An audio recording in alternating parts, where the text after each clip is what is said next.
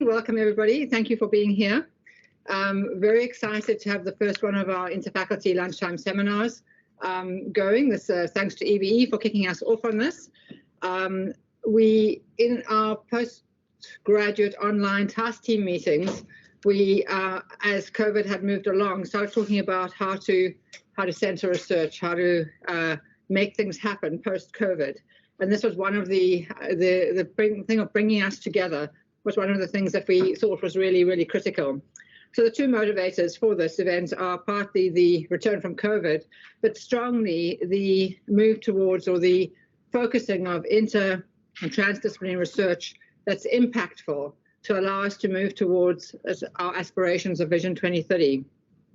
So I think our aim really is to center research at UCT, to center research as a critical part of the academic project, to center what we do, to center where we do it, and how we think about it in our thinking, and to, in doing that, celebrate all the different ways there are to do that from across the university. And we believe that with this, we are going to really be able to work at the intersections and actually become much stronger in what we do. And so this then becomes our first interfaculty engagement. Hans has been wonderful at picking it up, and Linda Matishwa, our ED research, is really working to champion this series, and I appreciate that. This series is one of the many things that we would like to do to bring us out of our disciplinary silos, to bring us out of our departmental buildings, and out of our comfy homes, which you can read to be our departmental buildings, or you can read to be that place where you can still stay in your pajamas, whichever way you'd like to. And hopefully through that, we will be able to more and more think together towards Vision 2030 and towards taking on grand challenges and working that together we can make an impact on things which will make a difference to our city, our country, and our continent. To think together, we need to know what each other do. We need to know how people do it. So our research methodology is one of many, and how people do these different things, where they do it and why they do it. And I'm hoping that with this, we'll be able to build joint research questions to tackle some of the things that we want to tackle and really enhance the impact of what we do. Thank you very much for setting us up, Hans, and those are my minutes.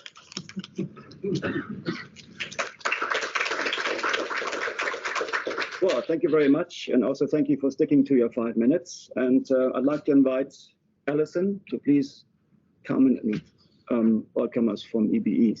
How can I? This is not Is it a yes? Are you in touch? Sounds on. Okay, cool. You see the robots are in charge here. The dystopian future of us running out of water and drowning in our own waste is here, but it's also driving research into water recovery and waste mining. And in all of these examples of the future, EBE engineers and built environment professionals are playing a major role, but of course not alone. We are collaborating with chemists, physicists, microbiologists, but also lawyers, doctors, sociologists, and anthropologists. And if I look at the landscape in EBE, we're working everywhere from locally in Imizamo Yetu, where we have a project addressing pollution in the Diza River, to globally to Antarctica, where we have fabulous new set of projects in electrical engineering, looking at sea ice, developing sensors that measure pH, salinity, temperature over time, and that can stay on an ice flow for a year until the researchers come back and have a look again, and ultimately build an understanding of the complex Antarctica processes. Our research covers a spectrum from health. We have a multi-researcher, multi-country project in mine dust, to energy. We're doing tons in energy, including modeling power stations, using GIS to find locations for renewable energy sources, and developing hydrogen fuel cells. We're also using robotics and AI to monitor health of wildlife, developing processes to recycle electronic waste, sustainable, innovative housing, and focusing in on food security. So that list is already pretty long, and it's just a taster. I really could go on and on. But I hope I have given a flavor of the EBE research that really gives the picture that it's not just about engineers running around in hard hats, wielding spanners or peering down theodolites. It's very broad, it's very modern and cutting edge. To me, it's relevant and meaningful. I think it's inspiring, and I think that we are living up to our vision of making a difference in EBE research. Thank you very much. I'm sure you happy to see the last of me and my toys. Thank you very much. That was a very nice overview of what we do. So that leaves me to talk to you about how we in EBE have developed a strategy to increase our local relevance of research. What must I do? Thank you very much. Okay, so we have developed an initiative called Ebe Talks. And the aim of this initiative is to increase the local research visibility and impact of our research. Often we publish our research in international journals and conferences, and that could be research that has high relevance for the local industry or society, but we don't make it known to the local industry or society. So the idea is to conceptualize our research, and that might be published or unpublished research in a more local context, to show like how we are locally relevant. So we develop research outputs in 2 different forms. Each project that is submitted and accepted to contribute to EBE Talks has got 2 outputs. That's a 5-minute video, so a TED Talk style video produced at Silt Studios here on campus. They've got fantastic facilities to create videos, to edit videos. So we will have 5-minute videos accompanied by a peer-reviewed publication, well, as long as the project gets accepted. Otherwise, we publish the non-accepted paper on our own website. And the dissemination of that will be open access to anyone, free access on the EBE website. And the target audience is industry, academia, students, sponsors, and we also want to use this later for CPD courses. So we will develop a website where all these different projects are listed, and whoever visits the website can watch the video and can read the paper and also gets a short introduction. The papers will be published in the Scientific African in a special edition called EBE Talks, Locally and Globally Relevant Research from the University of Cape Town's EBE faculty. And later on, the idea is to have created a pool of short videos with supporting documentation that would give all the details on the research and all that, but in an understandable manner, so that we don't talk to only our peers, but also maybe even to the public, but to like-minded people who want to see what we are doing. And I believe that in the long term, if we collect these videos, and if we also start to produce attractive lectures in a similar style, we can create our own channel to disseminate knowledge and research in our faculty, so that in future someone wants to know about engineering and watch something that is informative, they can go to either YouTube or they can go to our website. And if you look at also the future of PG courses, I believe we would have a much larger impact if we could reach a wider audience worldwide. And because I do believe we have lots of things to share that would bring us into the position of local, regional, and maybe global leadership in disseminating research. And that is what we're trying to do with the initiative. This initiative, we have at the moment 28 projects which are currently being produced. So the launch will be sometime in September, October this year. And who knows, maybe this is the beginning of UCT talks. So our attempt to be more locally relevant. And this is also the reason why in this specific seminar, everyone is given only 5 minutes. I mean, there are 2 reasons, because I want to try this out now on a university level. And the other one is I was tasked to have a 1-hour seminar that involves the whole faculty. So I think this is also the only way to do it. Okay, and I promise I'll be below 4 minutes. And there it is. I'm done. Thank you very much.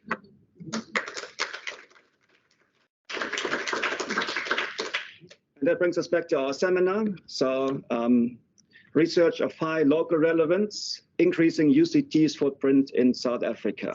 And our first speaker, Kubile Bonduini, from the Faculty of Commerce, the School of Management Studies. She has been at UCT since 2018 with the main research field stigmatized markets, commercialization of religion, and consumer behavior.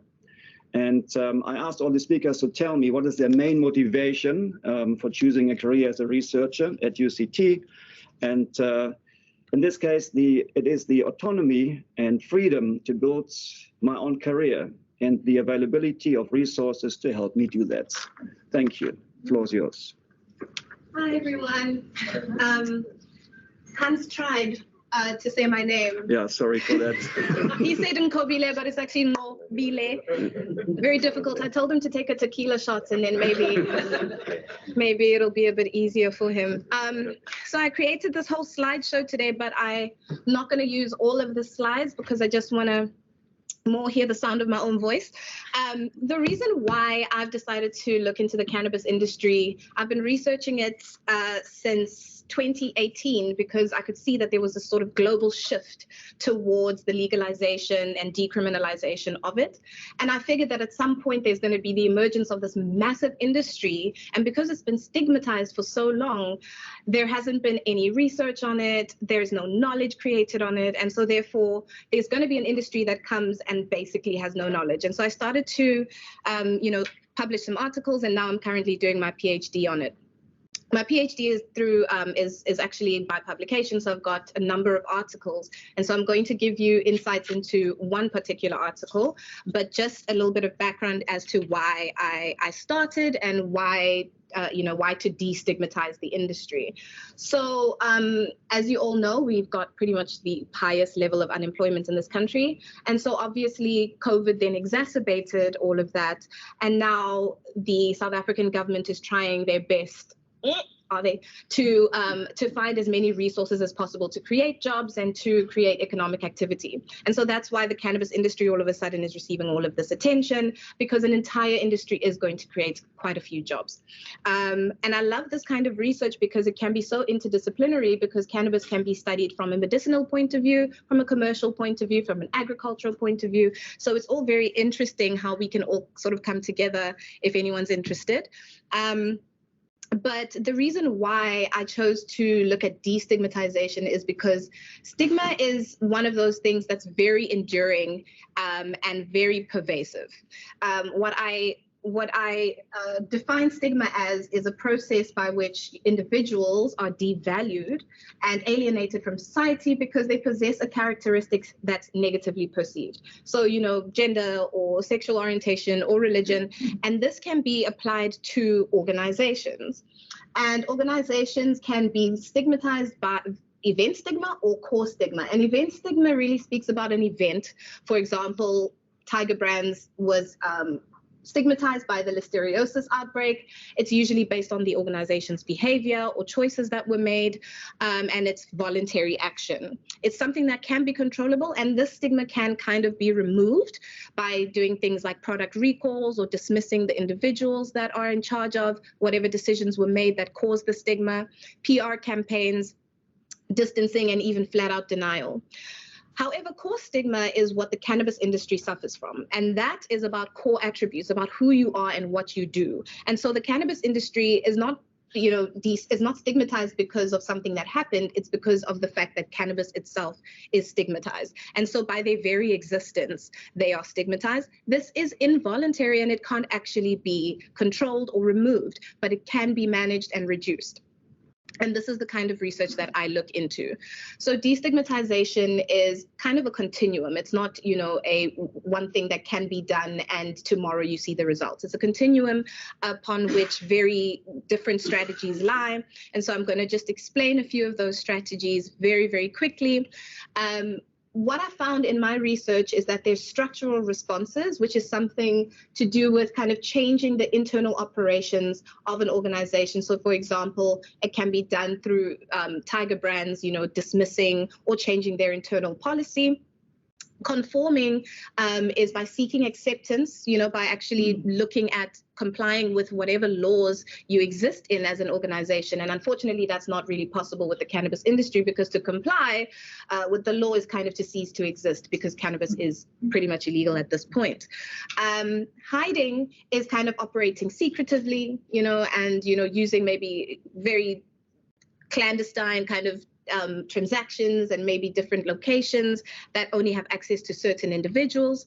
And these are the ones I want to just focus on a little bit more, which is affirming, which is kind of coming out and owning your stigma. The reason I have RuPaul there is because that's cross-dressing was seen as, very stigmatized thing, but she came out and said, this is who we are, and did this very active specularization of it. And so that's affirming, kind of proudly declaring and owning your stigma. Challenging is actually not just owning your stigma, but challenging stigmatizers to do the same and to accept it through debates and challenging their beliefs. And then infusing is kind of borrowing positive associations. For example, you show a mother, using CBD drops or smoking a joint, and a mother is something that is seen as nurturing and seen positively. And so you're kind of borrowing those associations. And through all of these different categories of destigmatization tactics, I then did a lot of analysis and came up with a destigmatization model to apply to the cannabis industry. The reason why we need to destigmatize the industry is that every single thing that hinders its success is based in stigma. And so we're pretty much not going to have a successful cannabis industry and create all these jobs if the stigma isn't at least managed and reduced. And so I built a model that speaks about affirming being at the heart of destigmatization. So there is no way that you can reduce stigma in the cannabis industry without actually actively owning and proudly declaring who you are. And what we find is that those who, do structural responses and change things to avoid stigma or conform to try and comply or hide actually aim to, or rather they serve to avoid and perpetuate stigma, because they're hiding. And so they're kind of giving, they're kind of giving permission for people to stigmatize them by hiding what they're doing. Whatever we find on the right-hand side actually serves to destigmatize, and that's talking about infusing, so borrowing those positive associations, and challenging as well. And so basically the only way in which we can serve to destigmatize the industry is by looking at challenging, infusing, and affirming, which requires a bi-directional engagement. Now, what happens on the stigma avoidance and perpetuation side is that it's sort of this unidirectional pressure from the stigmatizers, which is, society, government, parents, and there's all these stigmatizers, but they giving the pressure, and then the stigmatized or core stigmatized organizations only respond by hiding or changing themselves in order to fit in. Whereas on the destigmatization part of it, it's actually a bi-directional engagement. So if you challenge them and hold debates, you're forcing them to engage with you. So it becomes sort of a two-way thing. And that's the only kind of environment in which you can destigmatize. So that's just the sort of high-level model and outcome that came out of my research. And if you'd like to chat or have any conversations, please email me here. I hope I kept my 5 minutes. Did I? Yeah, thank you. Thank you. Okay, thank you very much. And we go straight back to EBE. Prof Kirsty Carden from the Faculty of Engineering, but also from the Department of Civil Engineering, talking to us about future water, supporting the transition to water-sensitive cities. Let me open your presentation. Here we go. So Kirsty has been with us since 2013. She is currently the interim director of the Future Water Research Institute, and her main research fields are sustainable urban water management. When asked about her main motivation for choosing a career as a researcher at UCT, she said, "I wanted to contribute to research in the technical sciences that has the potential to address contextually relevant issues such as resource scarcity in more sustainable ways." Thank you.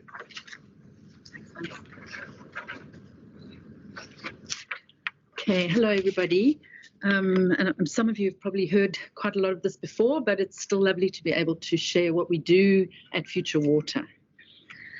So South Africa is already a water scarce country with very variable climate and set to become more so with the impacts of climate change. But more than that, we have major issues with infrastructure deficits, services backlogs, extremely poor surface water quality, very high water demand figures compared to international averages, leakage rates through the roof, as well as all the socio-economic issues that contribute to what is emerging as a water crisis in this country. So this is flooding in Johannesburg, this is our dear Theewaterskloof Dam, and of course this is the sort of state of urban water quality within our areas, particularly related to informal settlements. So Future Water, building on an already formed research unit that was hosted or housed in civil engineering called the Urban Water Management Research Unit. Future Water was formed about 6 years ago now actually, in response to a call for faculty-led, soft-funded transdisciplinary institutes. And its accreditation happened to be more or less coinciding with the day zero crisis, which was relatively happy news for us because it really gave us the impetus to move forward with the type of research that we'd already been doing. So we'd been researching already sustainable water management approaches for some time. We conduct transdisciplinary, engaged and human-focused research on water-sensitive approaches.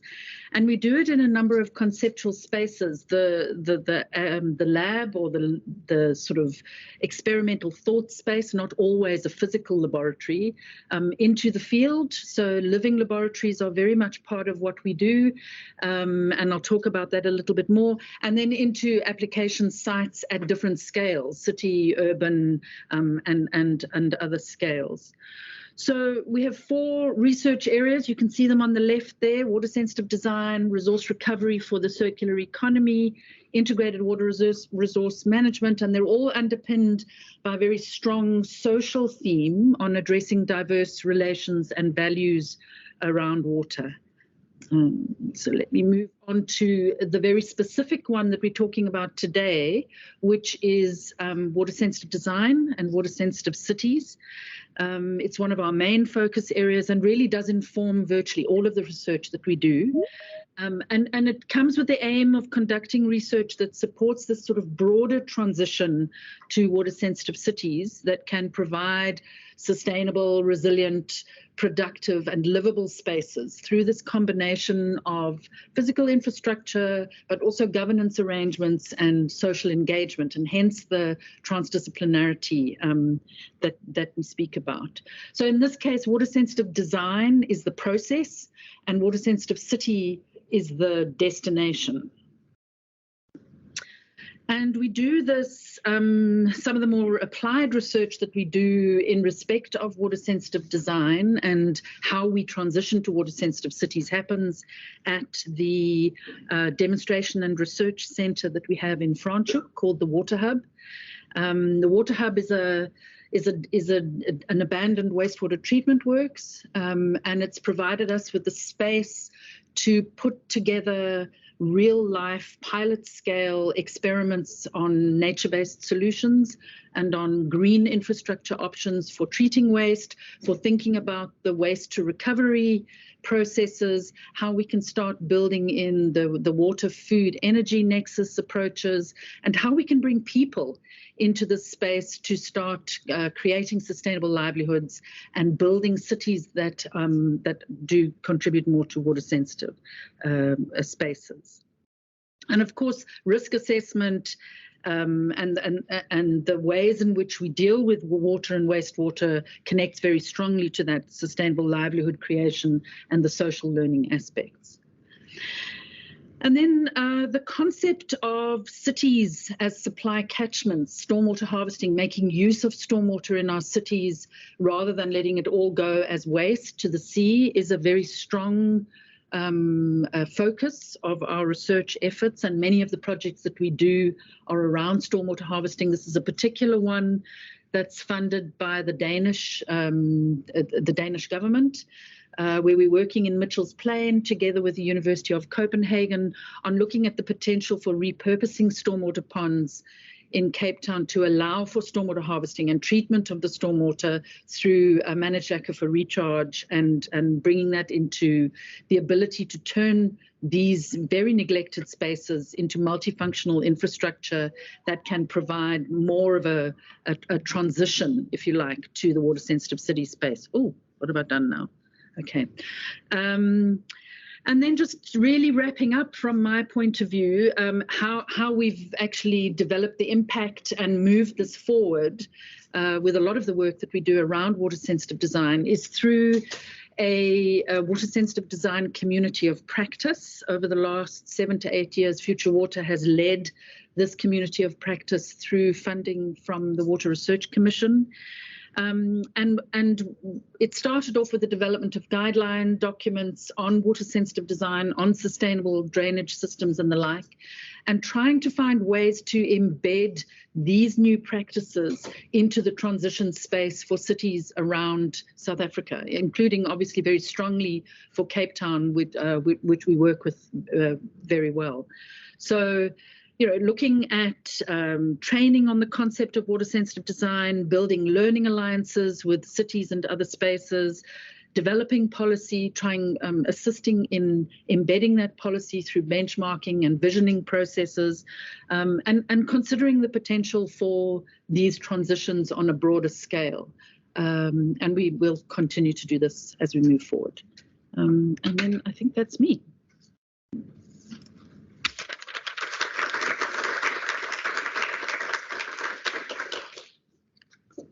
Thank you. I wonder if my next speaker is in the room, Dr. Divine Fu. There you are. Thank you very much. So do you have a presentation that we can, or do you want to use your own computer? No presentation. Okay, cool. Thank you very much. So it's my pleasure to welcome Dr. Divine Fu from the Faculty of Humanities. He is currently the director of HUMA, Institute for Humanities in Africa, and a lecturer in social anthropology. He has been at UCT since 2012 and has been visiting before as a visitor. His main research field is on being human and the politics of suffering and smiling and political economy of knowledge production, youth and urbanity. The main motivation for choosing a career as a researcher at UCT is the interest in critical thinking and knowledge production. Thank you. Thank you very much. Thanks. Okay, thank you.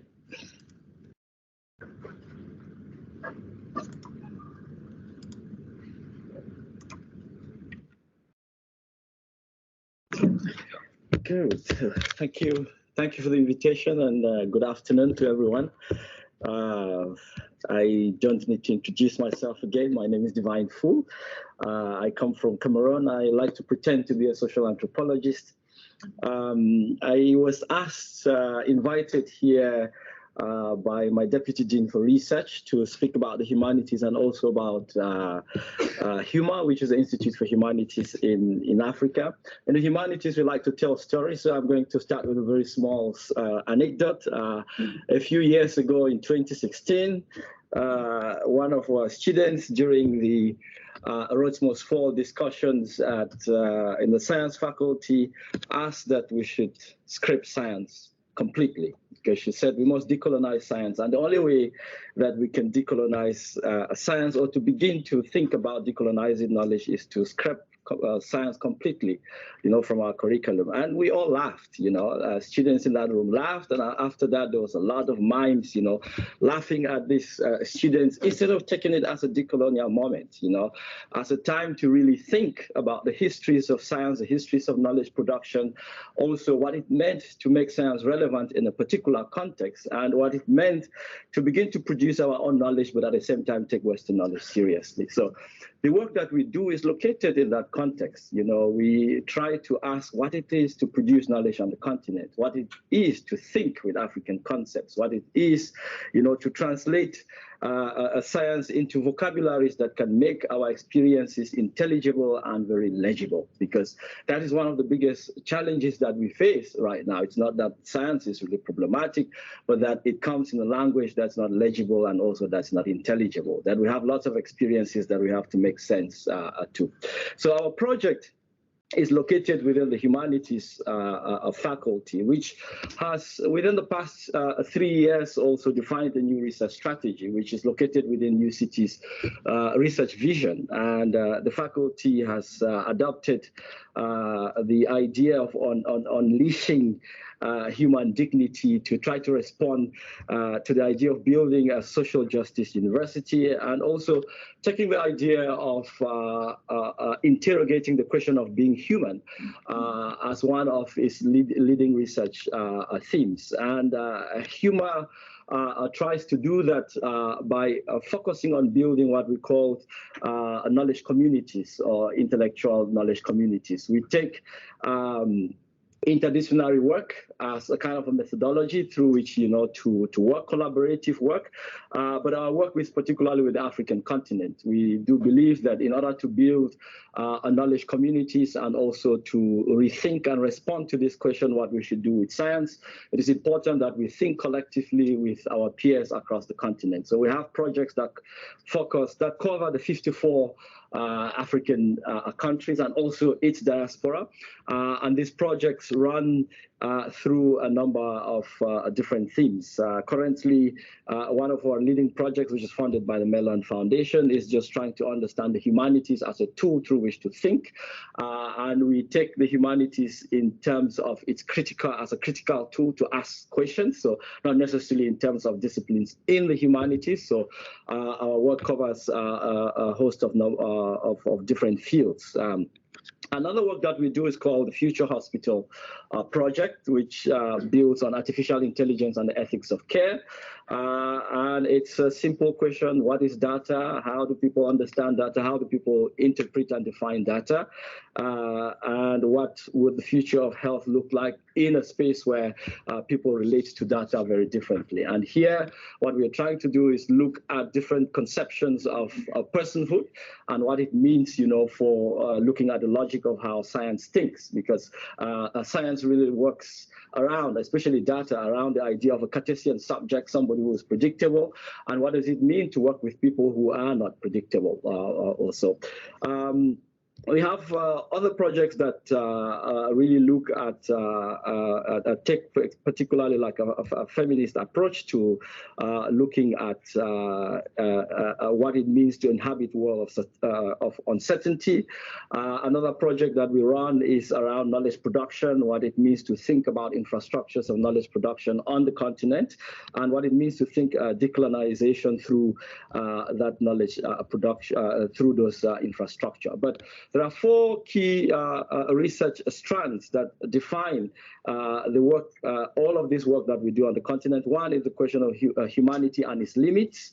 The second is the question of human and non-human. The third is being humane and inhumane. And the fourth is humanist and anti-humanist. That I've already spoken about. One of our key objectives, which is building knowledge communities. The other is public engagement. And then through that, we also do what we call community also and policy work. But generally, what we want to do is to also straddle the nexus, not just between interdisciplinary work across faculties, but between research and policy, research and community. What it means to translate research into policy work, into ideas that communities can understand, and also vice versa. Yeah, we are open to lots of engagements with different departments, different researchers. We have researchers from all across the African continent who are both at the institute and also outside, and also people from policy and corporate world. So thank you.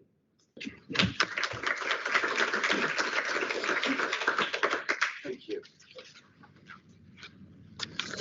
Thank you very much. Our next speaker, Professor Henry Mustard from the Faculty of Law, has been at UCT since 2008 with the main research fields mineral and mining law, natural resources law, energy law, public law, aspects of property and the constitution, land law, land reform and housing. The main motivation for choosing a career as a researcher at UCT, I chose to become a researcher because I love finding connections between seemingly unrelated things, ideas, and concepts. Thank you. Will you help me with? Oh, yes, of course. Sorry. No,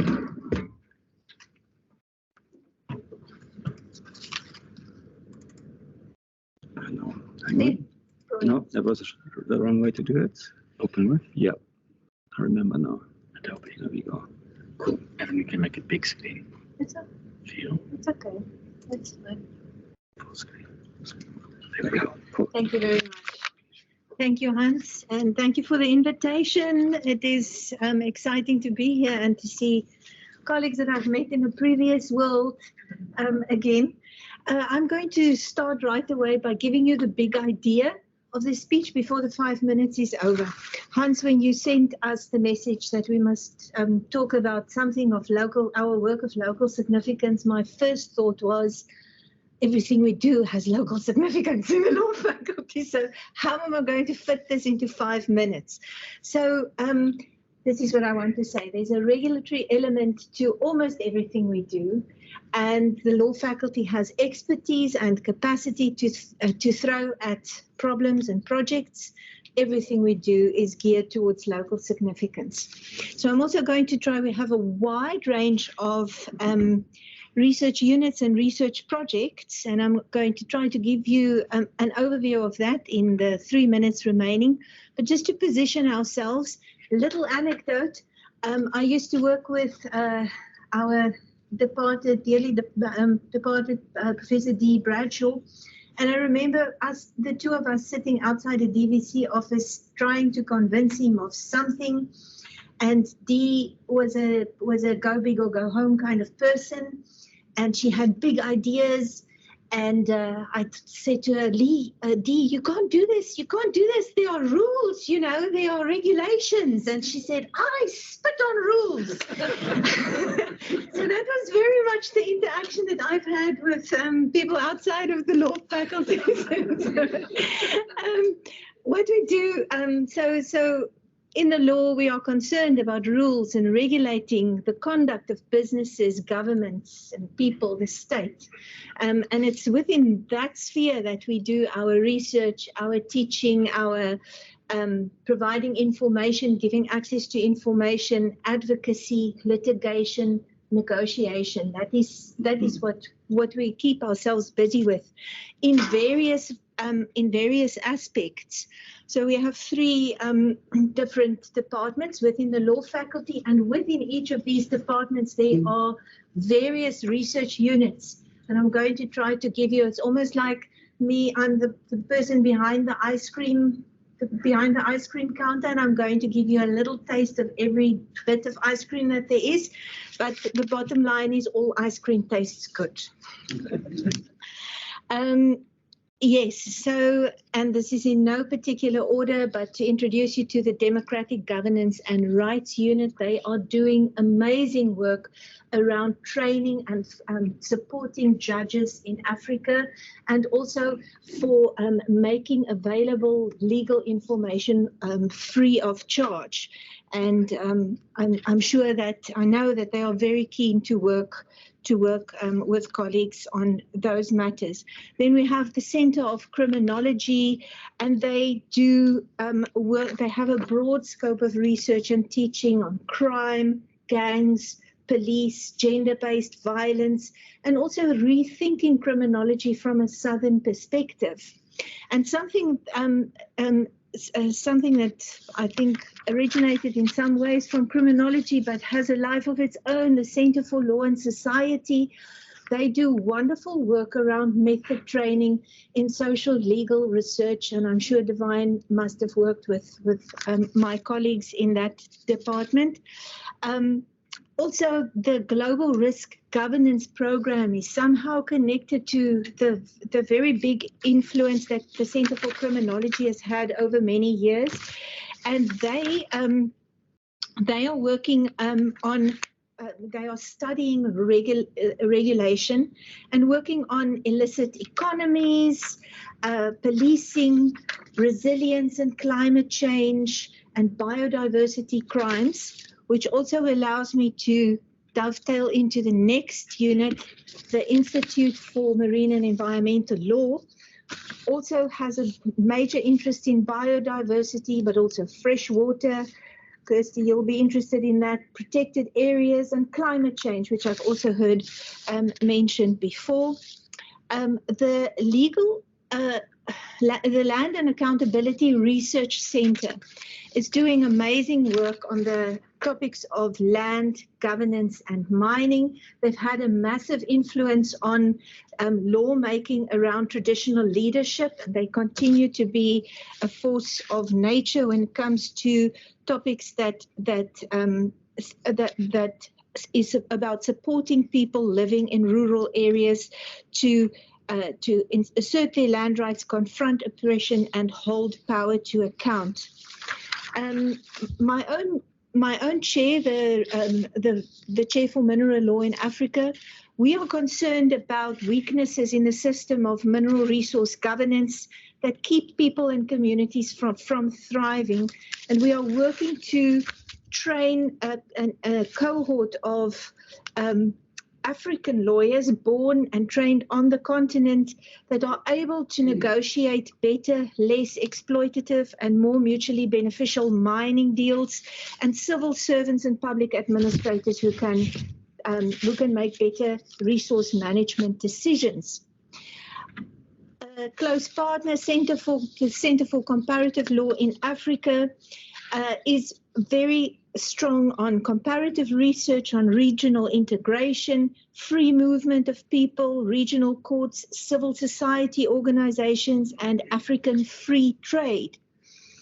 And our labor development and governance unit focuses on issues around labor regulation in agriculture and manufacturing. So I can imagine that your cannabis project, for instance, might be very interested in working with them.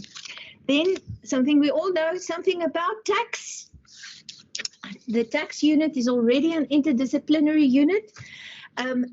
Colleagues from commercial law and the commerce faculty, and they are doing interdisciplinary work, research and teaching around the three topics that are there on the board: the fundamentals of taxation and technology, and the history of tax. The history of my own tax has a raised eyebrow and one phrase saying, "late again." Then we have the center, the unit for corporate law and governance. And as my colleague Jackie Yates, I know she is listening in, as she was saying the other day, if you follow the money, you can fix the problem. They are working on anti-corruption initiatives, board diversity, directors' duties, shareholder activism, and a range of other topics, circular economies, just energy transition, and they would welcome any collaboration around topics that has to do with corporate law and governance. And then our colleague, distinguished Professor Philippe Salazar, who started in the humanities faculty and moved over to, he moved the Center for Rhetoric Studies over to the law faculty, working in public rhetoric, deliberative democracy, and argumentative culture. And if you're working with argumentative culture, you will feel very at home in the law faculty, a pioneer on the continent. And then we have a wonderful cluster of units around intellectual property. And as you, Alison, as you were talking about robots making music, my gut reaction was, who's going to get the royalties and who owns the music? We have colleagues that will be able to answer those questions for you. They are the Caroline Kubile from the South African Research Chair in intellectual property, and we also have an IP unit headed by Tobias Schonwetter. He also has started recently the Intaka Center for Law and Technology. So very interesting developments also happening in those areas. Thank you very much. We look forward to engaging with you.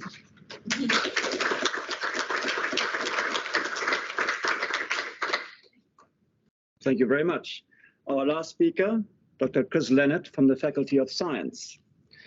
Chris is a researcher at the Climate System Analysis Group in the Department of Environmental and Geographical Sciences. And I quote, Although a climate scientist, he describes himself as a lapsed zoologist who has also dabbled in the dark art of oceanography. So thank you. Where are you? The floor is yours.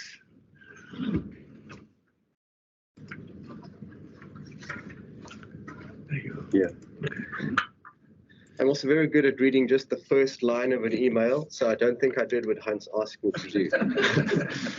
I work at CSAG. This is CSAG, so my context is very much this. But a quick history of me at UCT. I joined UCT in 1991 as an undergrad with ridiculously long hair and teardrop glasses. Graduated in 93, first in my family to get a degree. Proud mom and dad, did honors in 94, then embarked on a master's degree, which I got in 99. This is in zoology in the Fitzpatrick Institute, looking at birds and extinction causes of birds. Decided I'd know where to go, so I stayed to do a PhD. But in the interim, got married to Jane, who's on the call. Jane's much cleverer than I am, and graduated after that. She got a PhD long before I did, and graduated after that in 2008. Stayed on at CSAG, did a postdoc, and that's what I'll talk to you about is what I do in CSAG. So CSAG is a research center at UCT. We're a soft-funded research center, and it's relatively transdisciplinary in what we do. So we do core climate science, just trying to understand the climate system, impact science, things like hydrology, agriculture modeling, health modeling, so trying to understand what are the impacts of climate on these sectors. Then we also try and communicate our messages to different sectors and also society in general, and that's what we do in climate services.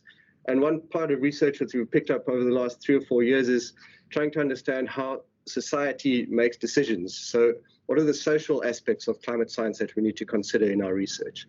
And we see these as all being interlinked to create a full picture or full narrative. I sit in the core climate science and the climate services side of this. So that's what I'm going to talk to you about or present to you in the next few slides. The first project I'll mention is the Wind Atlas for South Africa project, which is a project where we want to try and identify where is renewable energy resources in South Africa in terms of wind and also in terms of solar. Through this project, it was funded by various funders really, but we've worked with the Danish Technological University since 2009 now, and there's been a tremendous capacity transfer from DTU to South Africa, not just CSAG at UCT, but also the CSIR and the South African Weather Service. So now, as South Africans, we could actually go anywhere in the world and create a wind atlas for that particular country. We know what to do, we know how to do it. And that capacity transfer through the sustained project has been the most amazing part of this project. We make all of the data available online, so you can go to a portal on the CSAG website and download 30 years worth of data every 3 kilometers, every 30 minutes, if that's your bent. So if there are engineers in the room and you want to talk about renewable energy identification or resource identification sites or structures, then it would be a good conversation to have. We're just about to go into a 4th phase of this project, where we're going to look largely at the northern parts of the country with just transition questions in mind, and then also think about climate change. So how does climate change impact renewable energy resources in our country, but then also further to the north? The project has also graduated a number of students, 2 PhDs, 4 masters, 6 honors students, and 6 of these students have gone into the industry. One of them actually owns G7 Industries, which is a renewable energy firm, a wind energy firm.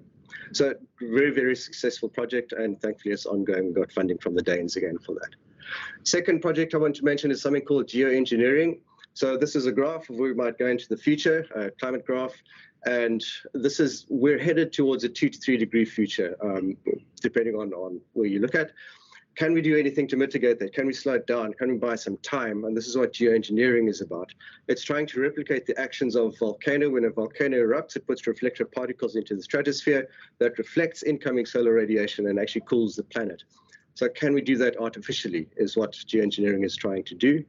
And it's a very dangerous idea. What we're trying to understand here in this project is what are the impacts of this type of geoengineering in an African context, because there's hardly any research about Africa. We've already published 3 papers through this project, and we've got another 6 in various stages of completeness, where we're trying to understand the physical impacts of SRM on the atmosphere. So how does it impact the weather? How does it then downstream impact hydrology, health, agriculture, different applied sectors. So this is the second part of research that I'd like to highlight that I do. Then the third one is something called Focus Africa, and this is a much broader H2020 project. And here we're trying to do that full suite of core climate science, impact science, and climate services, looking at the social aspects. So here we want to understand, particularly in the terms of extreme weather, the impacts of climate change on extreme weather, how does that impact these different sectors of food security, water, energy, and infrastructure? And this is very transdisciplinary. It's trying to do a lot at the same time. Then extramural work. CSAG really encourages us to do this. So this raises the profile of CSAG and UCT internationally. I am the co-chair of the World Climate Research Program Academy. And within the WCOP Academy, what we're trying to do is develop capacity in developing nation scientists, particularly with respect to climate science. So we want to build climate scientists in developing nations. And we do, with the model we're using is we want to link folk who want this type of training, a particular type of training in the climate science, with folk who can provide, or groups that can provide that type of training. So it's an international effort, it's global, and I'm the co-chair with Angela Maharaj, who's at University of New South Wales in Australia. The second voluntary thing that I'd like to highlight is something called Codex Africa. It's the Coordinated Regional Downscaling Experiment. Similar thing to the Academy, but what we do is we train African climate scientists and impact scientists in doing climate research. And we have already written, probably through this program, 150 odd papers that have capacitated climate scientists, but we also engage with the more social component and things. So we have spoken to city managers with this data to try and understand their questions. So it's very multidisciplinary, very transdisciplinary also. That's incidentally, if you look at my Google Scholar profile, you'll see most of the papers I've done are related to Codex. So then in summary, my research, I think, contributes to understanding climate risk at regional scales across Africa. And then it also tries to communicate that risk to sectors and people who are interested. And then a third component of my research would be well, it's not really research, I suppose, more voluntary, but develop capacity within Africa to do climate science. Thank you.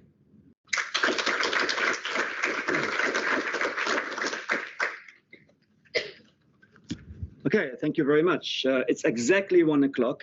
That shows you what we do in engineering. We say in seminars from 12 to 1, we end at 1 o'clock.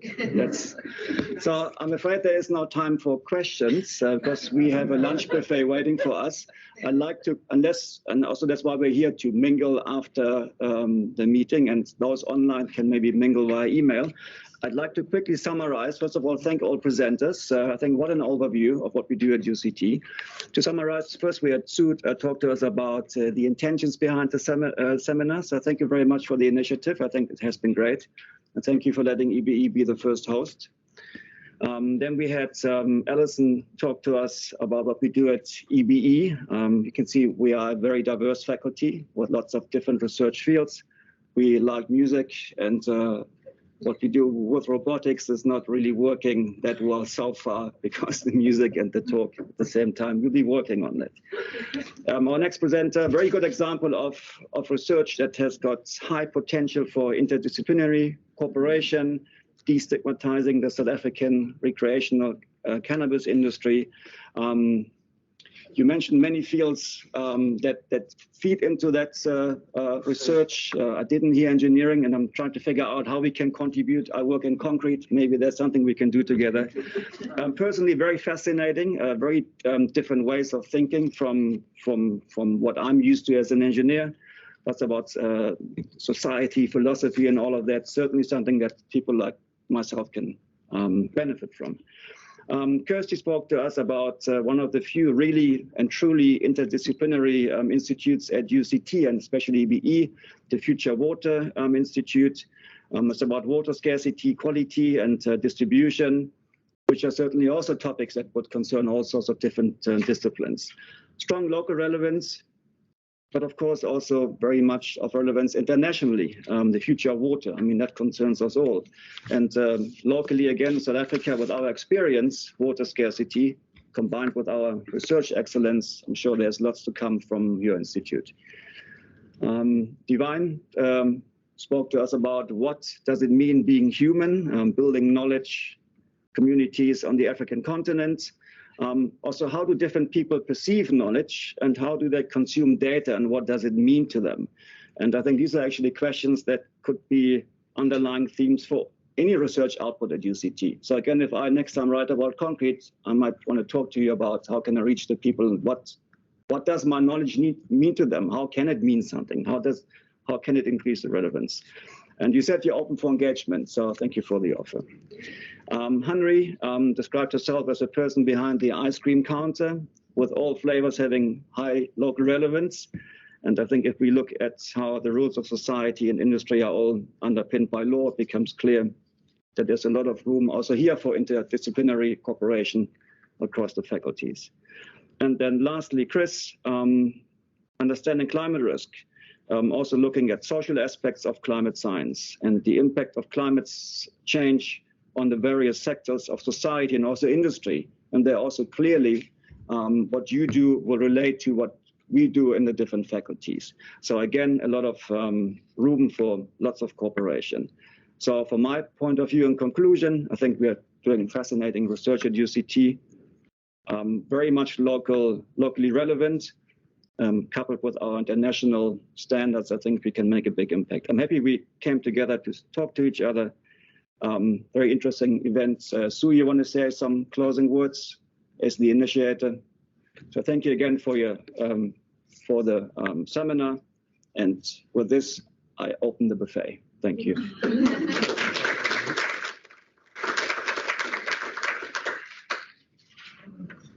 Should we stop the recording? Yeah. So we have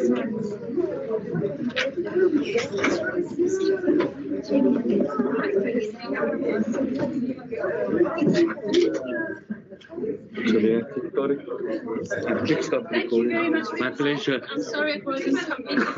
We will get better. Yeah, we're learning as we go along. Stop recording. Yeah.